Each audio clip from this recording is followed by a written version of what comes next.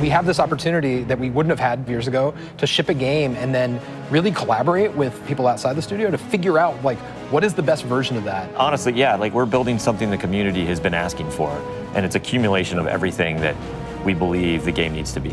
The upside to that is we're not holding anything back. All the feedback we've heard for the last year is, this is it, it's in Forsaken.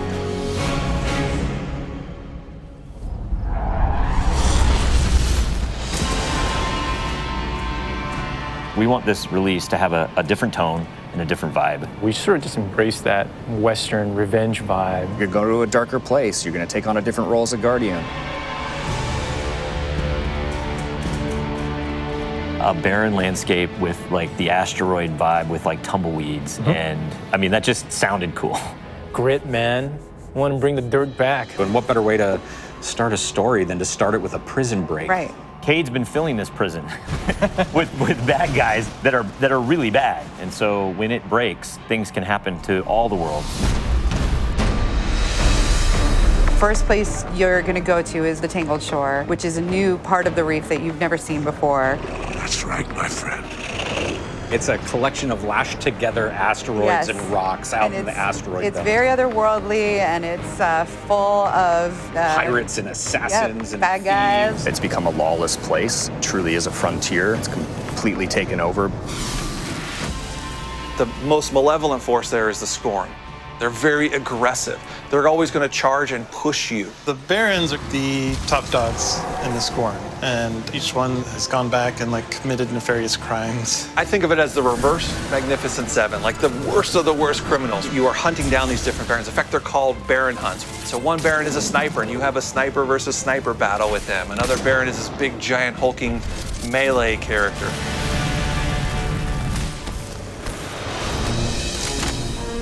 One of the things we're most excited about is the new weapon system. Hey, if you like Destiny 2, great, play that way. But if you like Destiny 1, great, play that way. But if you're crazy, why not 3 shotguns, right? Just for the fun of it. We need to have as many ways as possible, and then we need to have people fighting about it. Like, no, man, you f***ed up, you're taking the wrong weapons, or can I say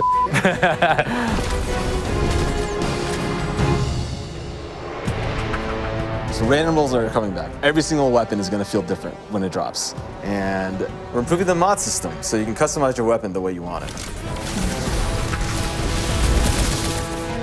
We've got a whole new masterwork style system coming together where you actually are able to kind of move your levels up over time. And so there's investment back on the weapons again.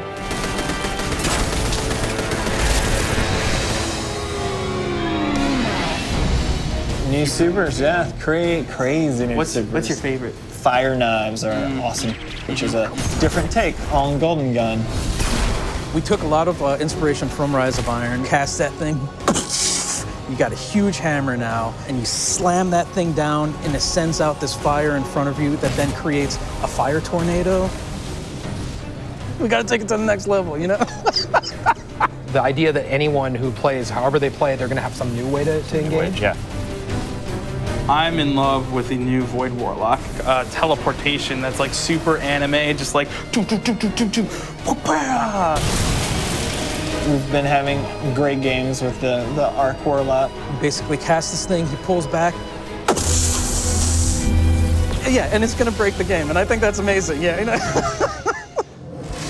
We also wanted a new weapon type that felt meaningful, so we came up with a bow and arrow, which seems kind of crazy, but when you use it, you feel like godlike. It is utilitarian, it's fantastical, it's also sci-fi. So we have a short range bow, we have a medium range bow, we have a long range bow. We built this guy, which is like supposed to be super techie. You're like, why would you ever choose a bow in a game that has an automatic, machine gun? But boy, it's deadly. I mean, that's a nice machine gun you got there, buddy, but right, and then it's done. The biggest thing for me going into production on this game was like a new way to play, a new thing to do that like is new to Destiny. Let's see what we've got. We want to be able to give players what they want, but also surprise them. Gambit is a brand new mode. Destiny begs to marry PvE and PvP together. It's like adding bacon to peanut butter and jelly. You start off being able to see the other team that you're going to compete against, so you can taunt each other, you can emote. Each team is in their own separate arena, and they're being assaulted by combatants. They're dropping motes for you to collect, you bank them. When you put them in your bank, you're gonna send a blocker over to the other side that locks their bank down. They can't put motes into it until they take out that blocker. Filling up your bank with the motes is how you summon your primeval. You burn it down, that's it, round's over. The interesting part is that we allow one person from your team to go over to the other side and physically invade. I mean, I've seen people that just hate PvP. Like the first time they invade and they get multiple kills, they'll come back and they'll be like, suck it! It's awesome.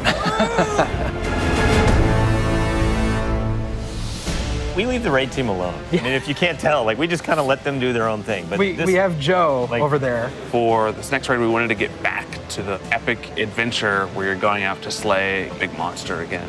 This raid has more bosses than any raid we've ever had before, and we're really excited to get players in there. The raid is actually about more than just the raid. It's about the dreaming city, the place that the raid exists. And it's an in-game destination that we've never done before. It's the Awoken homeland. I could talk about the dreaming city for hours. It's like if the Vault of Glass and Dreadnought had a baby. If they were like twins. Or yeah, that's actually more accurate. Yeah, they're like twins. It's like you had twins, and then you took those twins and you put them on the doorstep of Peter Jackson, raised them as his own, and then that's the dreaming city. It is magical and weird and mysterious. It's designed to be a destination that has puzzles that you need to solve. A lot of hidden corners, lots of passageways that might not seem to exist the first time. And the raiders, they affect this destination. They change it for everyone. It's like this cyclical endgame place where there's just secrets and different activities that unveil over time. So the dreaming city that you see at launch is not going to be the same dreaming city 2-3 weeks later.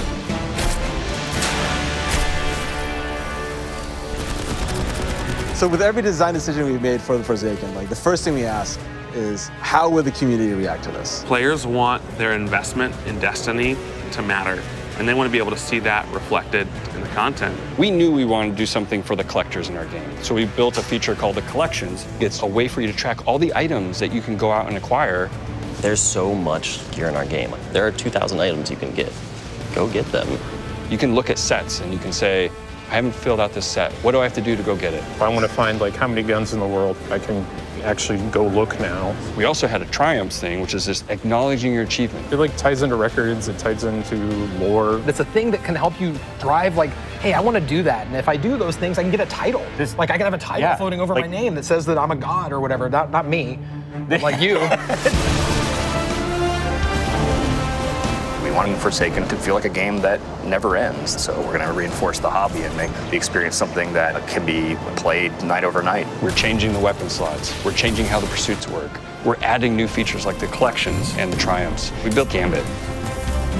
We've got a whole bunch of new weapons to chase, exotics that are really powerful. We have Lisa focusing on some sweet new exotic armor. Maybe we gone overboard, like dialed it too high. Ore to go out there and collect in the world, exotic armor pieces to go out there and hunt.